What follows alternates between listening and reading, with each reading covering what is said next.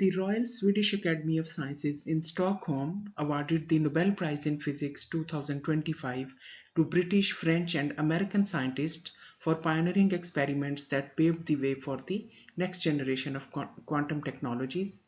These three scientists won the Nobel Prize in Physics for research on the strange behavior of subatomic particles called quantum tunneling that enabled the ultra-sensitive measurements achieved by MRI machines and laid the groundwork for better cell phones and faster computers.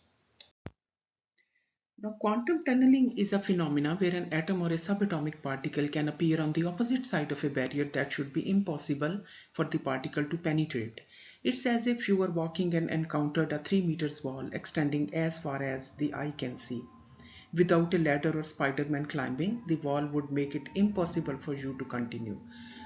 So the key contributions of this research work is in developing superconducting quantum circuits, advanced control over quantum states, enabled scalable quantum information processing.